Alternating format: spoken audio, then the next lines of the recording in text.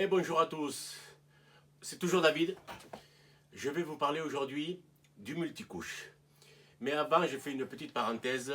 Donc, j'ai regardé hier sur ma page YouTube et j'ai vu qu'il y avait un abonné, mon premier abonné. Vous comprenez? Donc, il s'est abonné en tant qu'anonyme, donc je ne sais pas qui c'est, mais sache que si je te regarde ta vidéo, je te remercie infiniment et je vais essayer de faire plus de contenu pour que ça fasse plaisir.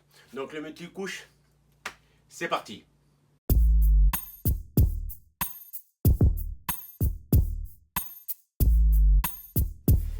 Et je te propose de rester jusqu'à la fin de la vidéo. On va ouvrir ça ensemble et je vais te montrer à quoi ça sert. Donc n'oublie pas de rester jusqu'à la fin de la vidéo. On va voir ça ensemble. Alors le multicouche, qu'est-ce que c'est?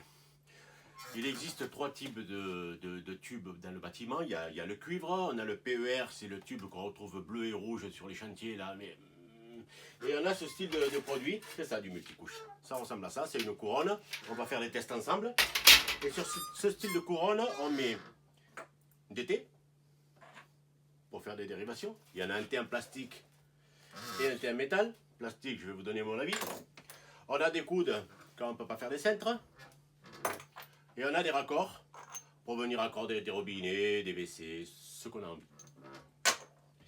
Et je suis allé à Brico Bidule pour être assez complet sur le test. Et je suis allé acheter un raccord. Je ne sais pas ce que c'est, on va l'ouvrir ensemble. Donc, allez, on va faire le test tout de suite. Donc, on va faire ensemble, voir comment on coupe du multicouche.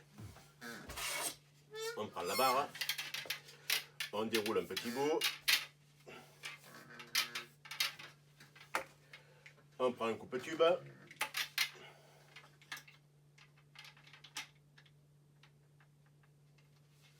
Alors, je sais que vous me voyez souvent avec le petit coupe-tube. C'est un outil que j'aime bien. Il existe toutes les tailles. Celui-là, quand on le regarde comme ça fait un peu bricolo, mais je vais vous montrer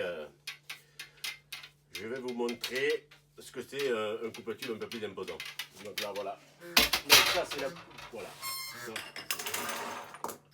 avec le coupe-tube,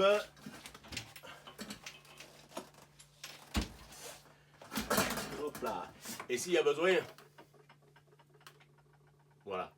C'est juste une question de poids dans la caisse à outils. Celui-là, je ne l'utilise pas souvent, donc je le laisse là. Alors, je prends celui-là qui est très pratique, qui passe entre les tubes et tout ça. Donc, je coupe avec le coupe-tube.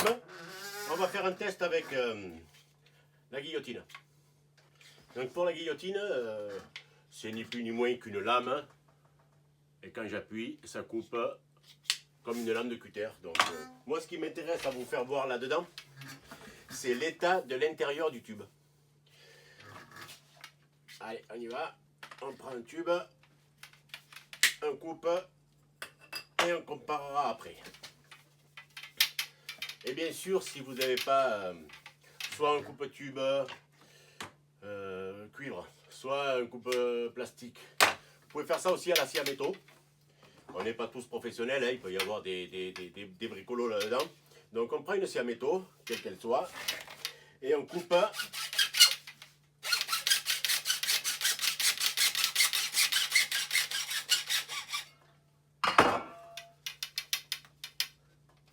Voilà, comme ça on va voir la différence qu'il y a entre les trois coupes.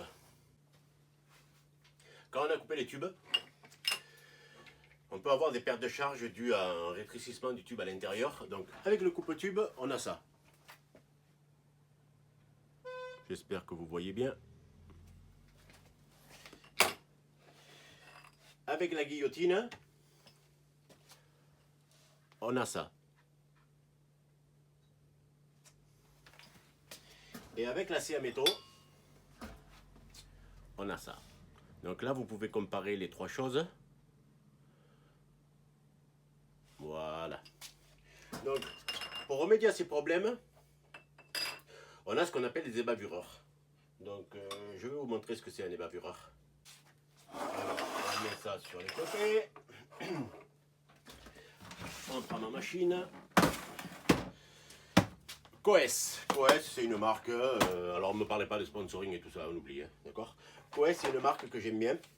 Pourquoi? Parce qu'ils ont fait une machine qui tourne avec la tête qui va dans tous les sens. L'avantage de cette machine, c'est qu'on se retrouve avec une seule cartouche, une seule mâchoire, je veux dire. On la prend, on l'emboîte, et là c'est fini, c'est emboîté. Et avec là, on a les petites mâchoires qui s'enlèvent très très facilement. Là, je suis en 16, donc c'est la taille de ce tube. Donc si je mets ça là-dedans, je suis en 16. Mais on peut aussi avoir du 20, du 32, de tout ce qu'on veut. Et pour changer la taille des mâchoires avec ce type d'appareil, eh bien, on a une petite languette ici. Et il suffit de tirer la languette et ça tombe. Et on passe du 16 au 20 très très facilement. Et voilà, ma machine est adaptée pour du 20. Ma machine est adaptée pour un tube qui est en 20. Donc je vais repasser en 16 pour faire les tests. Donc voilà, on pose ça. Pour régler le problème de bavure, sur ce coffret, on a des ébavureurs. En 16, celui-là qu'on va utiliser. Du 20, de 25, c'est l'épaisseur du tube. On va pas l'utiliser. Du 25, en 2,5, c'est toujours l'épaisseur du tube. 25, c'est le diamètre. Et 2,5, c'est l'épaisseur du tube. Donc, on prend notre tube qui est coupé avec le multicouche. On rentre les bavureurs. Il y a une partie qui rentre à l'intérieur du tube. Et de l'autre partie, on voit ici les dents qui vont venir ébavurer le tube. Donc on le rentre dedans et on tourne en enfonçant jusqu'au bout.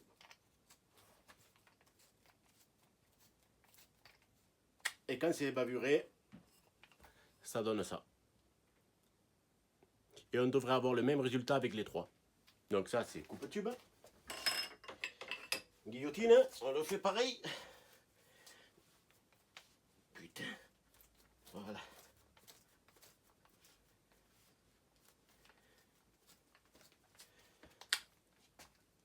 Guillotine, on a le même résultat. Et là, ce qui est intéressant, c'est avec la scie à métaux.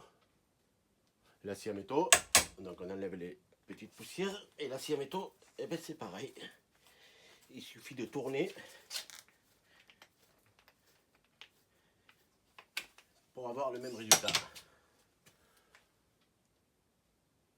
Donc si je vous prends les trois, on se retrouve avec donc coupe-tube, guillotine, avec les trois tubes qui ont bien été bavurés. On n'a plus de perte de temps. Donc voilà, on a les trois tubes ébavurés. Vu qu'on a les trois tubes ébavurés, toutes ces choses-là, ça ne sert plus à rien. Donc ce qu'on va faire, je vais vous montrer comment on emboîte ça. Donc ça c'est un raccord.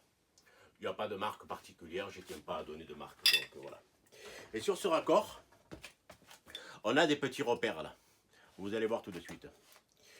Si je rentre le tube à l'intérieur et que je pousse, là on voit le blanc apparaître. Là il n'y a plus de blanc, là il y a du blanc. Donc ça veut dire qu'on est arrivé à embuter. Et quand on arrive à embuter, on ne peut pas l'enfoncer plus. Et donc, ça veut dire que le tube est bien emboîté et on peut s'occuper de sertir avec la machine. Avant, je vais vous parler de... Là, on a un raccord métallique et je vais vous parler du raccord en plastique. Donc, ce raccord en plastique, on va en parler. Ce raccord est acheté chez un magasin professionnel, un fournisseur professionnel, et celui-là aussi. La petite anecdote, c'est que une fois, il n'y avait plus de cela en métal chez un professionnel, et donc j'ai mis un raccord en plastique pour un client. Il s'avère qu'au bout de quelques mois, entre le chaud et le froid, le raccord s'est ouvert chez le client. Et donc j'ai dû y retourner en urgence pour réparer la bêtise que j'avais faite. La chance que j'avais, c'est que c'était un poissonnier, et chez les poissonniers, ils utilisent beaucoup d'eau. Donc de l'eau par terre, c'était pas un problème. Donc j'ai pas abîmé de moquette, ni de parquet flottant, ni rien du tout. C'était du carrelage avec un écoulement. Je suis allé tout de suite et ça s'est très bien passé avec le client. Aucun problème. Tout ça pour vous dire que au jour d'aujourd'hui, ceux-là, je ne les utilise plus. Je dois en avoir quelques-uns. Non, j'en ai plus. Ceux-là, je ne les utilise plus. Je reste au raccord métallique. Le plastique, à la longue, ça casse. Voilà. Le métal, lui, il casse pas. Je vais vous montrer comment on sertit tout de suite. Donc, pour sertir un tube, on peut prendre un coude, un thé, on prend ce qu'on veut. Je vais prendre un thé, allez, je vais prendre un thé. Donc, on emboîte, bien sûr, en butée. Il faut voir le blanc qui nous dit qu'on arrive au maximum. Et je vais prendre, voilà, imaginons que, là, c'est mon arrivée d'eau. Et ce thé va alimenter l'eau froide dans le lavabo, avec qui je mettrai un raccord comme ça au bout, pour venir brancher le robinet avec un petit mamelon. Voilà. Donc, on prend cette pince. Je vais essayer de me rapprocher un peu. L'intérêt de cette pince, c'est qu'elle va débrayer toute seule. J'écarte la mâchoire avec les mains. Je viens à côté de la bague en plastique et j'appuie. Et à un moment, elle va débrayer toute seule. Je vous laisse écouter. On a entendu le psh. Voilà. Et donc, ça donne ça. On a un tube qui est complètement serti. Le désavantage de ça, c'est que cette pièce, elle est foutue. Il ne faut pas se rater. Donc, quand vous faites une installation, moi, ce que je fais, je monte tout à blanc. C'est ça, monter à blanc. Hein. Donc, on peut l'enlever et le refaire s'il y a besoin. Donc, je monte tout à blanc. Quand toute mon installation est prête, je prends ma machine et blam, blam, blam, blam. Et on sertit tout. Il n'y a plus qu'à mettre à l'eau. Ça ne fuit pas. C'est un raccord qui va rester là 50 ans. Donc, on a vu ce raccord. Celui-là qui m'intéresse, c'est celui-là. Bricole machin. Donc, on va voir ce que ça donne. J'ai pas d'a priori, on va voir. Donc, on va voir. Je fais péter le petit riselant qui va me le libérer. Et qu'est-ce qu'on trouve? On trouve une bague. Donc, on trouve 2 joints toriques, une bague anti-retour quand il y a des crans dedans, et un écrou de serrage.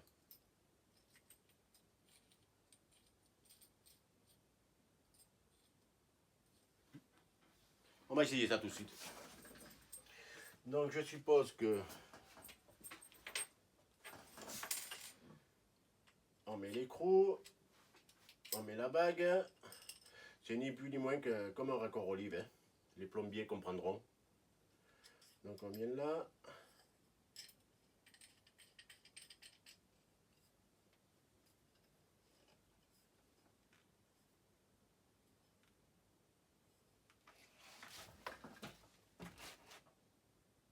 Plus que surpris. Matière, du laiton. Du laiton, comme cette matière, comme chez les professionnels. La bague de bonne composition avec des crans, donc qui viendra agripper le tuyau à l'intérieur. Et l'écrou qui se visse normalement et je me retrouve avec un raccord en demi-malle. Par principe, c'est des choses que j'utilise pas. Mais comme ça, à vue d'œil pour le toucher, si vous avez 2-3 raccords à faire à la maison, je pense que c'est pas mal. Je pense que c'est pas mal. La qualité, le tube tient bien dedans. On a bien nos 2 joints toriques. Voilà, si vous n'en faites pas trop souvent et que vous êtes un bricoleur averti, que vous prenez soin d'ébavurer le tuyau, au lieu d'investir dans une machine comme ça, ça vaut 1400 €. Hein, c'est quelque chose que j'ai acheté il y a plus de 10 ans. j'y fais attention. Donc si vous ne pouvez pas investir dans du matériel comme ça, je suis plus que surpris. Du bricole machin. Voilà, donc je vous en dis, je suis un peu embêté parce que je vous en dis du bien. Voilà, je pense que pour 2-3 raccords, c'est très bien. Voilà mon avis sur le raccord de bricole machin. Putain,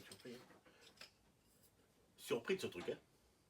Bricole machin a fait des progrès, hein. Maintenant, je vais vous parler de ça. La petite surprise que je vous ai dit dès le début de la vidéo. Donc, laissez-moi ranger 2 secondes, je vous montre ça tout de suite. Donc, vous allez voir.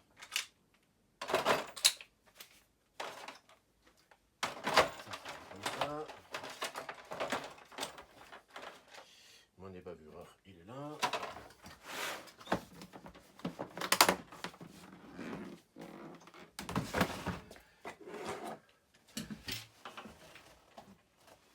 C'est important de ranger. C'est important. Notre surprise. On va le faire, on va le déballer ensemble. Raccord en 16. Classique, hein, qu'on trouve chez tout le monde.